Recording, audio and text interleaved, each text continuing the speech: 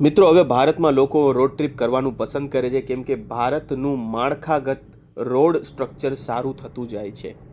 આપણે અમદાવાદથી ગોવા જઈ રહ્યા છે એની સંપૂર્ણ માહિતી તમને આ વિડીયોના માધ્યમથી જોવા મળશે. આપણે અમદાવાદથી 5 વાગે સવારે નીકળવાનું વિચાર્યું, મુંબઈ રોકાઈ અને ત્યાં ગોવા જવાનું વિચાર્યું. એના માટે પહેલાં આપણે બરોડા એક્સપ્રેસવે લીધો.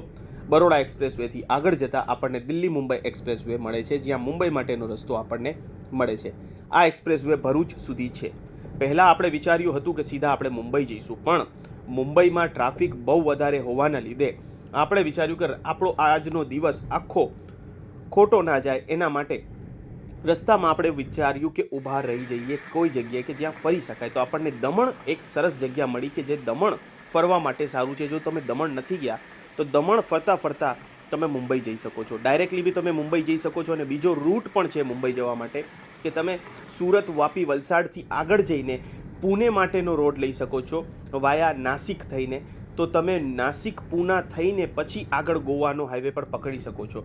બિકોઝ અત્યારે ગુજરાતની બોર્ડર પછી મુંબઈ હાઈવે ઉપર કામ ચાલી રહ્યું છે કોન્ક્રીટની સડક બનાવવાનું, જેના લીધે ટ્રકના લીધે બહુ ટ્રાફિક થાય છે. તો એના માટે કંઈક ટિપ્સ આપીશ કે જો તમે ટ્રાવેલિંગ કરવાનું વિચારો છો તો એવું કંઈક પ્લાન કરો કે તમારી રાત્રિની ડ્રાઈવ ગુજરાતની અંદર થાય અને તમારી દિવસની ડ્રાઈવ જે છે એ તમારી મુંબઈ મહારાષ્ટ્રમાં થાય, જેનાથી તમને ટ્રાફિક ઓછું મળે.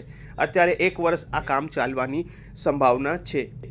એટલે આપણે ડાયરેક્ટલી મુંબઈ જવાનું ટાળ્યું છે અને પહેલાં આપણે દમણ જઈશું. આપણે કેવું કે નવસારી પહોંચ્યા પછી આપણે દમણ જવાનું વિચાર્યું. ત્યાં આપણે એક ભાઈબંધને મળ્યા અને પછી આપણને ખબર પડી કે અહીંયા દમણ પણ નજીક જ છે, એટલે સાવ નજીક હોવાના લીધે આપણે ત્યાં જવાનું વિચાર્યું. દમણમાં આપણે આઈવેરી એક નવી બનેલી છે જેનો વિડીયો જલ્દી ચેનલ ઉપર જોવા મળશે, એ ફર્યા. દમણમાં 1-2 બીચ છે એ ફર્યા. ત્યાં મોટા કિલ્લા બનેલા છે. એ બધું આપણે 4-5 કલાકમાં ફરી લીધું એટલે આપણી સાંજ દમણમાં પડી જશે. પછી આપણે વિચાર્યું કે હવે આપણે જેટલું રસ્તો કાપી શકીએ એટલું કાપીએ અને પછી આગળ હવે તમે વિડીયોમાં જોશો કે એટલો ટ્રાફિક જામ આપણને મળે છે મિત્રો કે જેની કોઈ જ વાત નથી. અને જે આપણને પહેલાંથી ખબર બી હતી. તો કોઈ રોડ ટ્રીપ પ્લાન કરો એના પહેલાં ઘણા લોકોનો અનુભવવાળા વિડીયો જોઈ લ્યો. મેં જોયેલા હતા એટલે હું મેન્ટલી પ્રિપેર હતો કે ટ્રાફિક તો મળવાનું છે, પણ આટલું ટ્રાફિક મળશે એ પણ મને ખબર નહોતી. તો અત્યારે આપણે દમણના તમને નજારા બતાવું છું. મારી રાઈટ સાઈડ જામપોર બીચ છે, મારી લેફ્ટ સાઈડ આઈવેરી છે. તો આપણે 2 વસ્તુની કવર વિસ્તારથી કરેલી છે. મિત્રો, મેં દમણ રોકાવાનું એટલે વિચાર્યું જો દમણ અમે ના આવ્યા હોત તો 1 દિવસ અમારો ફક્ત ખાલી ડ્રાઇવિંગમાં જાત. લગભગ અત્યારે જો હું અમદાવાદથી મુંબઈ જાઉં તો એ દિવસે જો રાતની ડ્રાઇવિંગ માનું તો મને 15 કલાકનો સમય લાગે એવી શક્યતા હતી. જેના લીધે આપણે વિચાર્યું કે આખો દિવસ જો ડ્રાઇવિંગમાં જશે તો આપણને મજા નહીં આવે. એના કરતાં ક્યાંક રોકાઈ બી જઈએ, આપણે રિલેક્સ બી થઈ જઈએ અને આપણને એક આપણો દિવસ ફેલ ના જાય. એના માટે આપણે દમણમાં રોકાણ્યા. આપણે તમે લેફ્ટ સાઈડ મારી જે છે તમે બધું જોઈ શકો છો. પછી આપણે મિત્રો એટલું ટ્રાફિક મળ્યું, એટલું ટ્રાફિક કે વાત જવા દો. એટલે રાતે આપણે એક માનોર ગેટ કરીને એક હોટલ હતી ત્યાં રોકાઈ ગયા. અમે 5 જણા ટ્રાવેલ કરી રહ્યા હતા. હવે તમે ટ્રાફિક જામ જોઈ શકો છો, જેમાં 5 વયસ્ક હતા, એટલે 14 વર્ષ 16 વર્ષના 2 બાળકો, બરોબર, એમની મધર અને મારો 5 વર્ષનો છોકરો, મારી 2 વર્ષની છોકરી અને મારી વાઈફ. અને આપણી ગાડી છે હોન્ડા અમેઝ, એટલે કે સિડાન કાર છે. નાની છોકરી અને મારી વાઈફ આગળ બેસતા હતા અને મારો છોકરો અને બીજા 3 જણા પાછળ બેસતા હતા. એટલે થોડું કન્જેસ્ટેડ હતું, પણ લોંગ ટ્રાવેલિંગ જે લોકોએ કરેલી હોય એમને ફાવી જાય. બાકી આવી લોંગ ટ્રાવેલિંગમાં 4 લોકો જ હોય જનરલી અને એકાદ બાળક હોય તો ચાલે, બરોબર. તો મિત્રો, હવે તમે જોઈ રહ્યો છો કે રસ્તો બની રહ્યો છે. આપણે મુંબઈ તરફ બીજા દિવસે સવારે આગળ વધ્યા. એટલે રાતે 10 વાગે આપણે રોકાઈ ગયા. સેમ દિવસ 5 વાગે આપણે નીકળ્યા સવારે અને રાતે 10 વાગ્યા સુધી ડ્રાઈવ કરી, વચ્ચે દમણ કવર કરીને આપણે રાતે 10 વાગે રોકાઈ ગયા. સવારે પણ આપણને ટ્રાફિક મળ્યું. લગભગ 90-95 કિલોમીટર મુંબઈ પહોંચતા આપણને 3-3.5 કલાક લાગ્યા. પછી તમને આગળ વેસ્ટર્ન એક્સપ્રેસવે મળી જશે, પણ ત્યાં પણ ટ્રાફિક હશે, પણ તમારી ગાડી ઊભી નહીં રહે. 30-40 કિલોમીટરની સ્પીડથી ચાલશે. હવે આપણો બીજો દિવસ છે. આ બીજા દિવસની અંદર આપણે એવું વિચાર્યું કે હવે આપણે બીજા દિવસમાં મુંબઈને કવર કરીએ. એટલે 10 વાગે સવારે અમે પાછા ગાડી લઈને મુંબઈ તરફ નીકળ્યા. હવે વિચાર્યું કે મુંબઈની અંદર શું શું ફરવું છે. તો મુંબઈની અંદર એવો એરિયા લીધો કે જ્યાં બધું નજીકમાં ફરાઈ શકાય. તો નજીકમાં ફરવા માટે હાજી અલી, ગેટવે ઓફ ઇન્ડિયા, બાયકલ્લા જૂ અને જૂ ચોપાટી, જૂ બીચ, આ બધું નજીકમાં છે. એટલે રસ્તામાં પહેલાં જૂ બીચ આવશે. તો એવી રીતનું પ્લાન કર્યું કે આપણે જૂ બીચ જતાં જૂ બીચ જશું, પછી બાયકુલ્લા જૂ જશું, કેમ કે નવું જૂ બન્યું છે, બહુ મજાનું જૂ છે. વિડીયો જલ્દી આવશે, તમને ચેનલ ઉપર જોવા મળશે. અને આપણે એના પછી વિચાર્યું કે આપણે ગેટવે ઓફ ઇન્ડિયા જઈશું અને એના પછી હાજી અલી જઈશું. હાજી અલી જતાં મિત્રો મુકેશ અંબાણીનું ઘર જસ્ટ હાજી અલીની પાસે જ છે. એ 800 મીટર કે 1 કિલોમીટરની દૂરી ઉપર જ છે. એટલે એ પણ અમે નિહાળવાની ટ્રાય કરી અને એ પણ અમને જોવા મળ્યું. ત્યાં વિડીયો શૂટિંગ એટલે ના કરી કે બહુ બધી સિક્યોરિટી હતી અને ખોટું કોઈને લાગે કે કઈ રીતે તમે વિડીયો બનાવો છો, એના લીધે આપણે કોઈ જાતની એમને ત્યાં અને આપણે વિડીયો બનાવ્યો નહીં એમના ત્યાં અને આપણે આગળ નીકળી ગયા.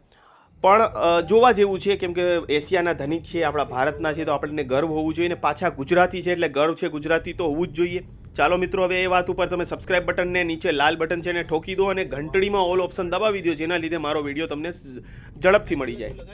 જ્યારે મિત્રો આ રસ્તો બની જશે એટલે તમને બહુ જ જવાની મજા આવશે, બિકોઝ કે રસ્તો સારો હશે તો વધારે ડ્રાઇવિંગ અને ટાઈમ ઓછો થશે. પ્લસ એક્સપ્રેસ વે પણ બની રહ્યું છે, એને બનતા હજી 1 વર્ષ જેવો સમય લાગે એવું છે. 2025 પછી તમે ટ્રીપ કરો 2026ની અંદર તો બહુ સારું છે. આપણે મુંબઈમાં આવી ગયા, વેસ્ટર્ન એક્સપ્રેસ વે ઉપર આવી ગયા છે, જ્યાં હવે આપણી ગાડી 30-40 કિલોમીટરની ગતિએ કન્ટિન્યુઅસ ચાલશે, કેમ કે કોઈ પણ એમાં તમને કોઈ સિગ્નલ નથી આવતું. જૂ બીચ જઈશું, પછી આપણે બાયકુલ્લા ઝૂ જઈશું અને પછી આપણે આગળ જઈશું. રાતે આપણો પ્લાન છે કે રાતે છેલ્લે હાજી અલીની દરગાહ આપણે નિહાળી, કેમ કે બધા ધાર્મિક લોકો, બધા ધર્મના લોકો ત્યાં પહોંચે છે. ખાસ કરીને જૂ બીચ જવા જેવું છે, બહુ મજાની લહેરો છે, નીટ એન્ડ ક્લીન બીચ છે અને ખાવા પીવાનું પણ બહુ જ ટેસ્ટી હતું. ઝૂમાં પણ બહુ જ મિત્રો મજા આવી, બરાબર. અને હાજી અલીની દરગાહ ઉપર તમે કોઈ પણ ધર્મના માનવાવાળો ત્યાં સુધી જઈને તમે જે રોડ ઉપર ચાલવાનો જે મજા છે ને અલગ જ છે અને બિલકુલ દરિયાની વચ્ચે તમને લાગશે. રસ્તામાં તમને ઘણું બધું મિત્રો જોવા મળશે, જેમ કે ચર્ચ ગેટ જોવા મળશે, શિવાજી મહારાજનું ટર્મિનલ જોવા મળશે, આપણા જે શિવાજી મહારાજ છે એમનું. એટલે બહુ મજા પડી. અને સાંજે ગેટવે ઓફ ઇન્ડિયા ઉપર પાર્કિંગ આગળ છે થોડી 600-700 મીટર. તમને કોઈ કહે કે અહીંયા ઊભી રાખી દો તમારી ગાડી અને તમે જોઈ લ્યો, તો એવું ના કરતા, કેમ કે એક જાતનું સ્કેમ છે. પોલીસવાળા તમને રોકી અને ત્યાં કહેશે 500 રૂપિયા આપો ને થોડી વાર ગાડીમાં અહીંયા ઊભી રાખો. પણ એના કરતાં પાર્કિંગમાં 500 રૂપિયા આપીને પછી આરામથી ફેમિલી જોડે તમે ગેટવે ઓફ ઇન્ડિયા ઉપર જજો. અને એની સામે જ તાજ હોટલ છે, એને પણ તમે નિહાળી શકો છો. બહુ મસ્ત લાગે છે, ત્યાં ફોટોગ્રાફી તમારી જબરદસ્ત થવાની છે. એનાથી આગળ જશો એટલે ડ્રાઇવિંગ તમારું શું કહેવાય છે, આપણે ડ્રાઇવિંગ રોડ તો નહીં, એ તો અમદાવાદમાં આવેલું છે, મરીન ડ્રાઈવ રોડ આવે છે. એના થતાં આપણે હાજી અલી પહોંચ્યા અને હાજી અલીના તમે નજારા જુઓ. એક તરફ તમને બિલ્ડિંગ હું દૂરથી નહીં બતાવી શકું, પણ ત્યાં તમને બિલ્ડિંગ અહીંથી પણ અંટાલિયા દૂરથી દેખાય છે. અને આવી કંઈક ટનલ ગવર્મેન્ટે બનાવેલી છે, એના ઉપરથી હાઈવે નીકળે છે અને તમે હાજી અલી તરફ વધશો. હવે આપણે હાજી અલીને છોડીને મિત્રો હવે ગોવા તરફ આગળ વધ્યા છે. તો હવે આગળની કહાની માટે આપણે વિડીયો ડે 3નો બનાવીશું, જેમાં આપણે મુંબઈથી ગોવા જવાનું રહેશે. અને એના બહુ જ મજા આવી છે, કેમ કે વિડીયો બની ચૂક્યો છે. ધૂંધની અંદર ગાડી ચલાવી છે અને આપણે માત્ર 12 કલાકમાં ત્યાં પહોંચીશું.